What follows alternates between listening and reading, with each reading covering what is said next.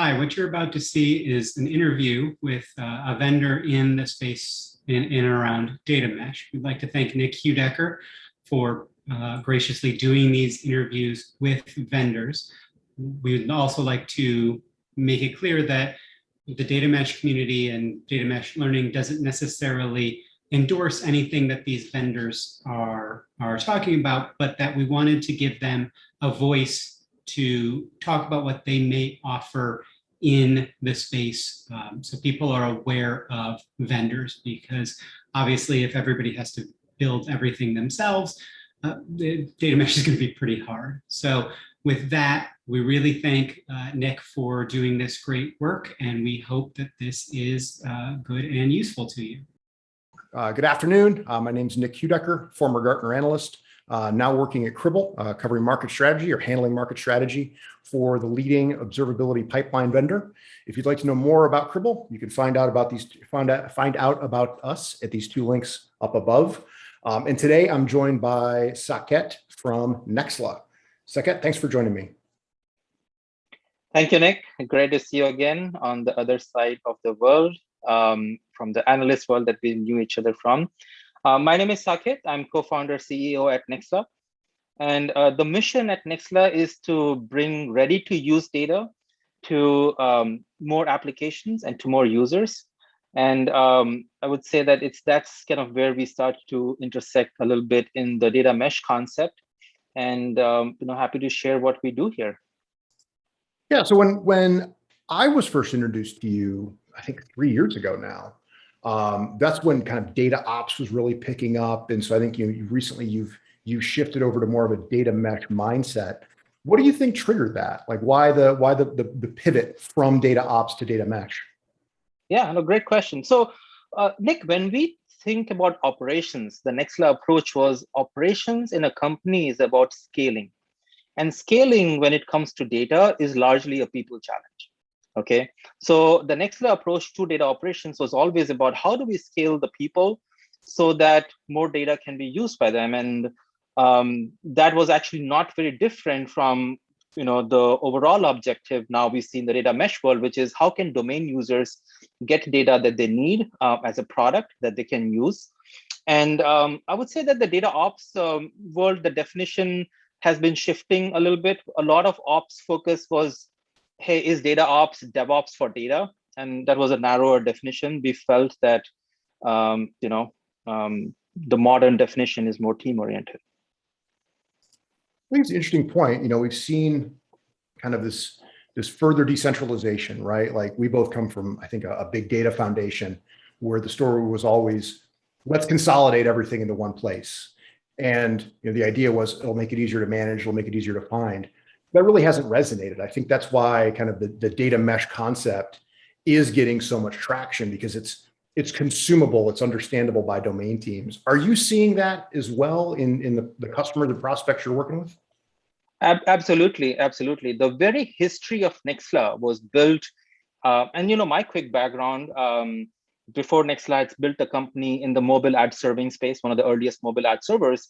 Advertising is a highly data-driven business, and we were processing over 300 billion records of data a day. When I started Nexla, one of the key things, our thesis was that more companies and more people will need to work with data. And our initial customer base started with companies that were needing to get data from their ecosystem. Getting data from their partners. Instacart, for example, is one of the earliest Nexla customers. Getting data from your CVS, your Walgreens, your stores and everything, right? What we found was that the task of working with data, if it's dependent only on the data engineers, then they're writing code and doing that. Nobody was giving them a connector for APIs from HEB, for example.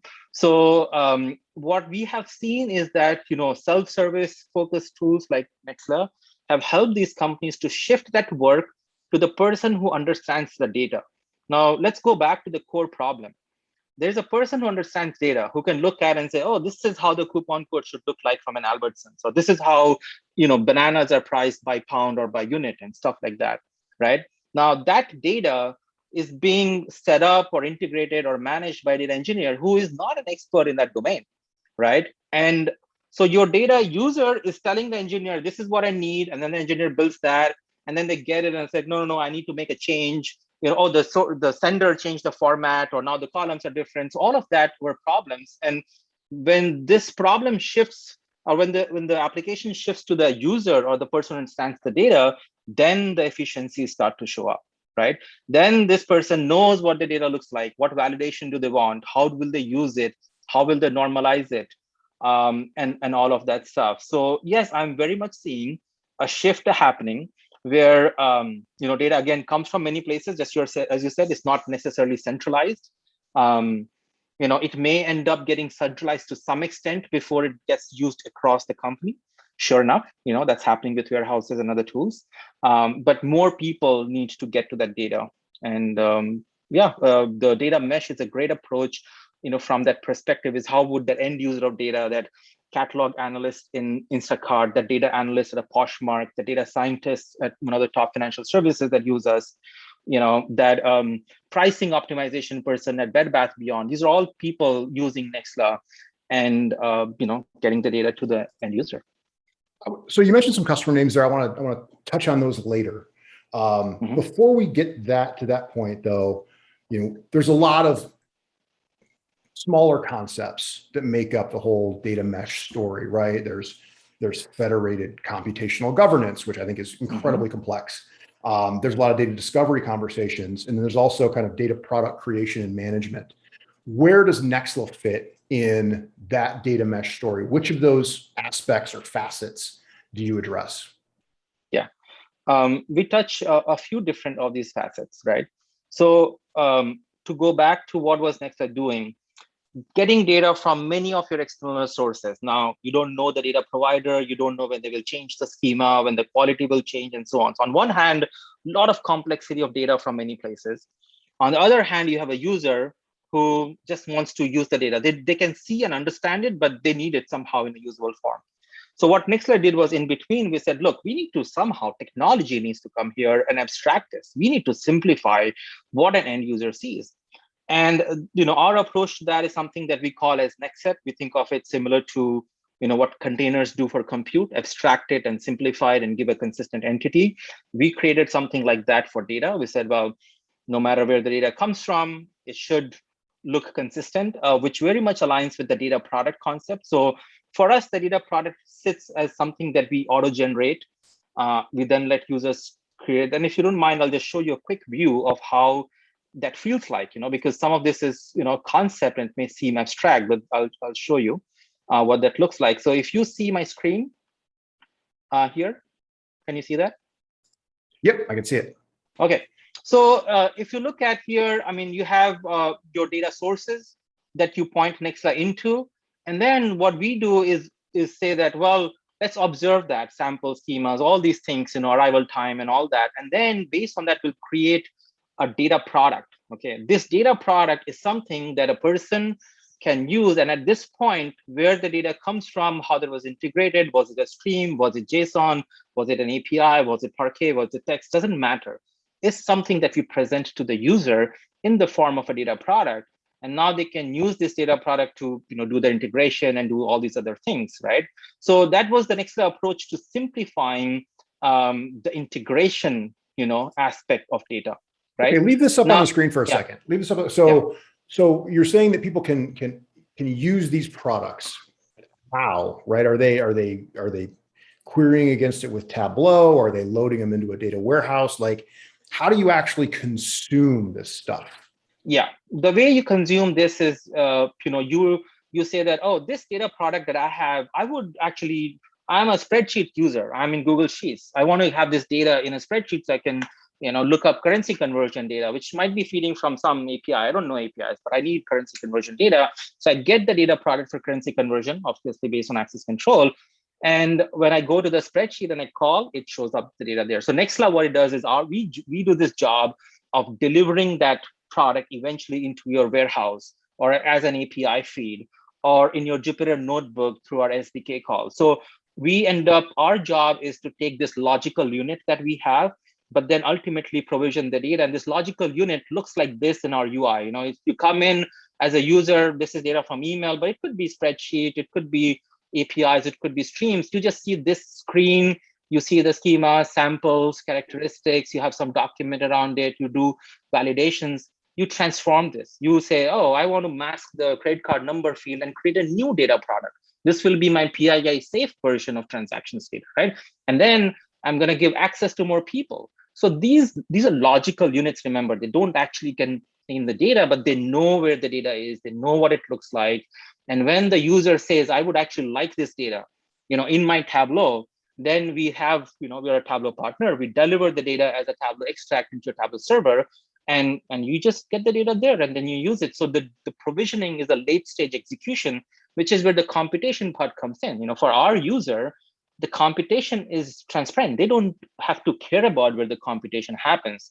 Underneath, we run Kafka, we run Spark, we have our own batch and real-time engines, and they know how to deliver the data to an API or as an API service or into a Snowflake, and they deal with the things that, somebody may have only 10,000 rows or somebody may have terabytes. So all of those things are handled in the compute engine, and that compute engine in Nexla basically runs as a SaaS environment, as a cloud environment. We run in GCP, AWS. We give people private deployments of our compute engine. We sort of try to make this self-service to the point that there are things that have to happen. Microservices, container scaling, computation. The end user shouldn't have to worry about that. Okay. No, I agree. So it sounds like you guys are masking a lot of complexity. Yeah. And so I think on one hand, you're talking to a very technical buyer, but the end user is designed to be less technical. Is that accurate? Correct. That is accurate. We envision that scaled up, again, when you go back to the data operations thing you asked, operational scale means more people can work with data. That's only, the way I think about it is like, imagine there was a factory that could make 10 cars a day. Then operational scaling of that factory would mean, can we make 10,000 cars in a day? That means automation, robotics, people, processes. So this is where we think about, how do you work with thousands of data sets in the future? Is most of the stuff can be done no code by, a person who understands data. Low code comes into play where, hey, I could write a few lines of Python or JavaScript and add this new function. This is much like Excel. If you use Excel, right? You have your built-in functions, and then the advanced users write macros and create custom menus. So that's kind of the thing. And then the engineers, who are often the technical users, they look at Nexla and say, oh, okay, great. I can, all these easy use cases people can do on their own, and then I can coach them on the medium difficulty use cases. And then the hardest use cases I can do, I have the APIs and the SDK and the command line interface to take this technology and this solution and bring it into my enterprise and connect it to my different enterprise tools that I work with, right? And so that's what we, that's what we are working towards. I think it makes sense, but I think the question I'm trying to ask, the point that I'm trying to get to is, who do you actually sell to in an organization? Is it a chief data officer? Is it some infrastructure leader? Is it a data consumer in some way? Like who are you actually calling on when you're looking up prospects? Yeah, and in the enterprise data world, that's a complex answer. Increasingly. Now, and the way we go at this is that we say, well, who is the business end of the user who's getting impacted? Okay, the partnerships team at this company wants to bring more partners. It means they want to bring more data.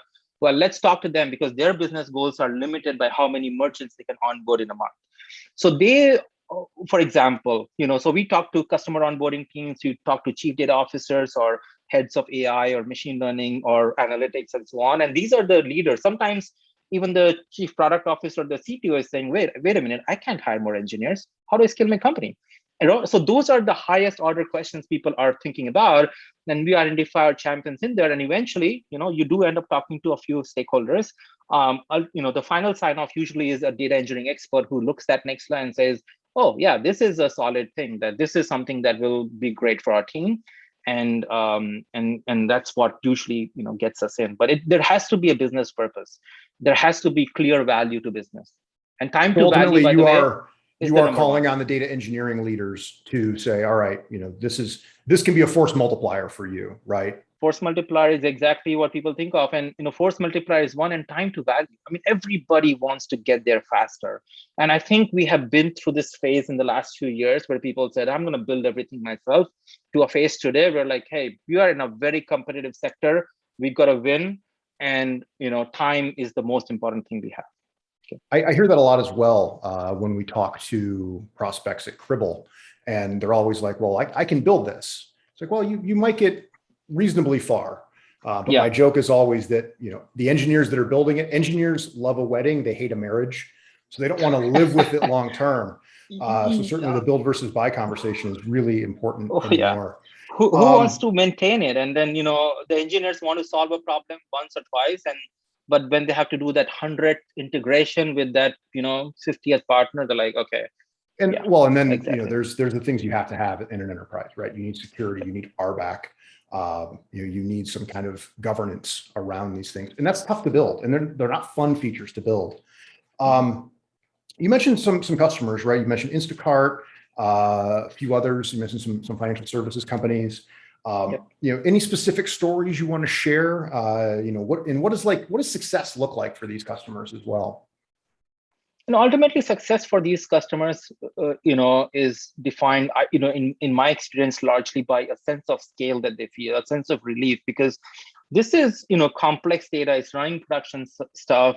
And, you have this at the back of your head, like I'm processing all this data and when business depends on it. And is this working correctly? And is this reliable? I mean, it's the same thing people had with the data centers, right? Until, Amazon and Google Cloud came along and said, okay, that's one thing I don't have to worry about, is like, I'm going to have to go on a Sunday and put a new rack unit in there. And that's what is happening with data, is like, okay, I'm getting peace of mind that this stuff works and this stuff scales and I'm focused on the business. Some interesting customer stories already shared, how Instacart is using us for, merchant data that they work with. For, someone like a Bed Bath Beyond, that means, for us, data that comes from mainframes. There are businesses that use an IBM. You got to do that. There's data that comes from cloud services, like your advertising platforms.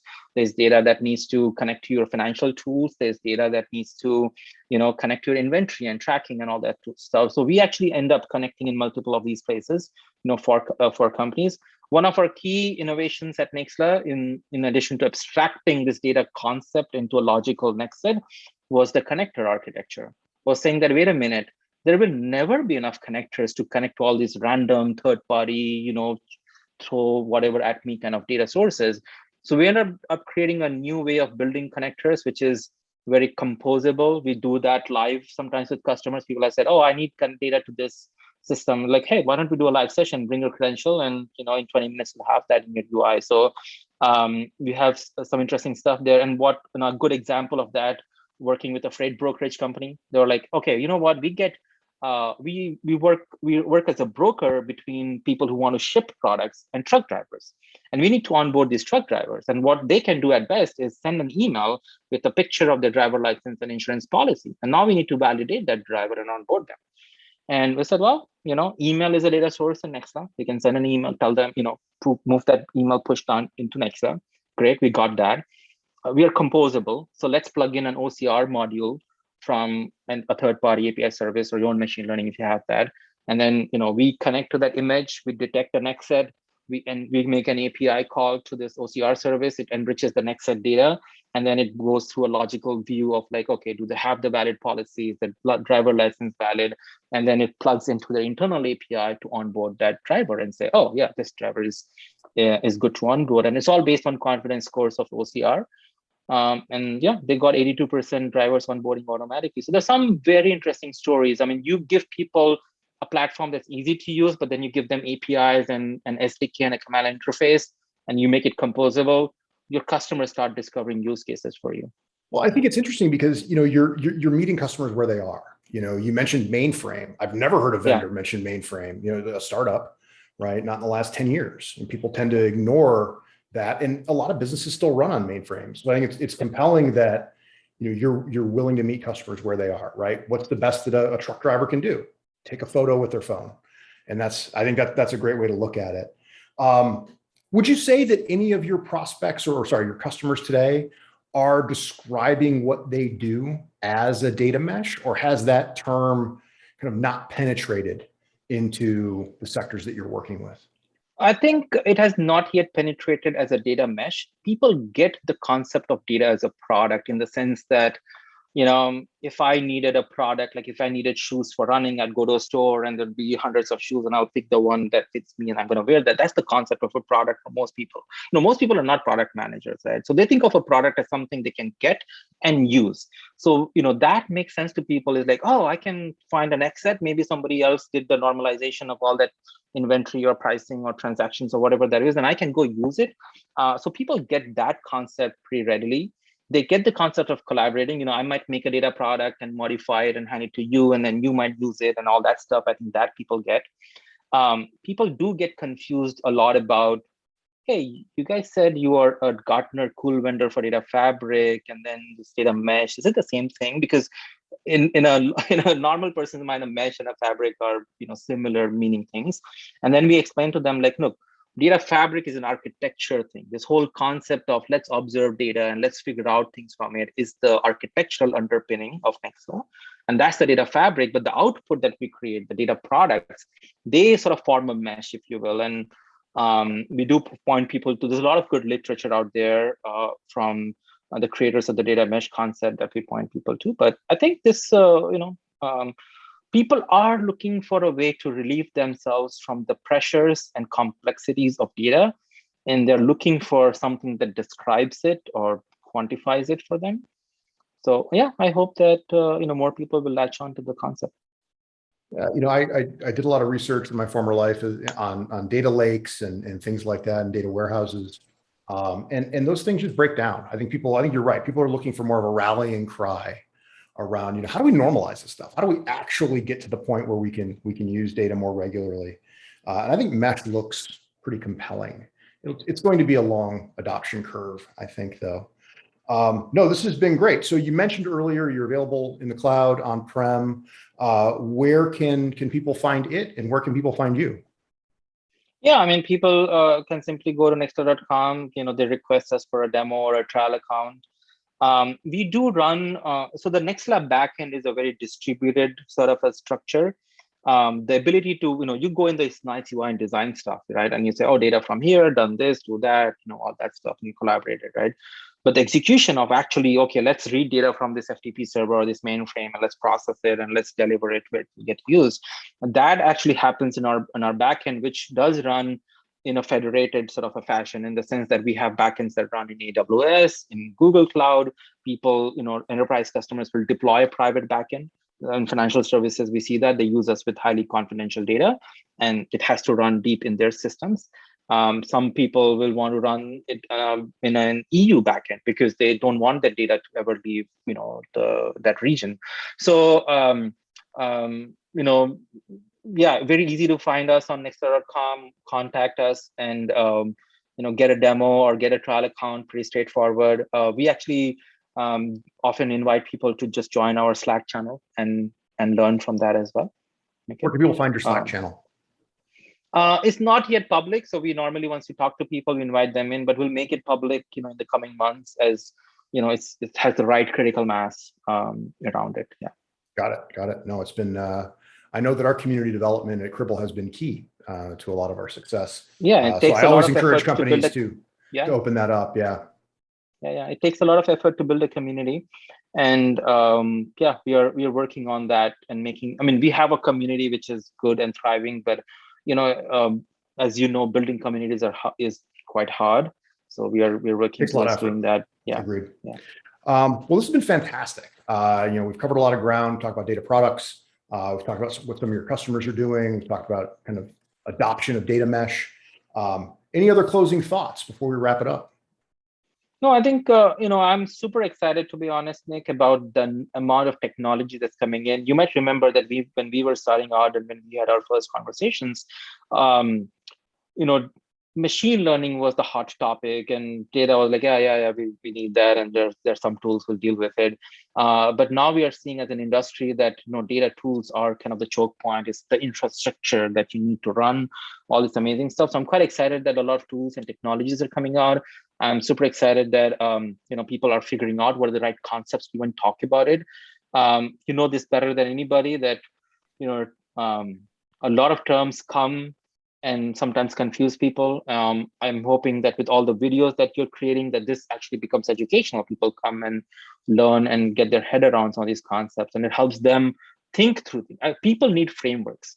Frameworks are what help us organize complex ideas into simple structures and then implement those. So this is exciting. I'm looking forward to the future. In 5 years, I think the problems of 2021 will look easy, So, but let's hope, or we'll still be Yeah. dealing with mainframes and people taking Yes. pictures of their driver's licenses. I think that wouldn't change, but yeah, I think legacy and the modern will coexist in the data space for longer than we probably think. I agree. Well, this has been fantastic. So Saket, thank you very much for your time. I'm Nick Heudecker. You can find me on Twitter at Heudecker, Nheudecker, on Twitter, and you can find Nexla at nexla.com. Thank you very much for your time. Thank you.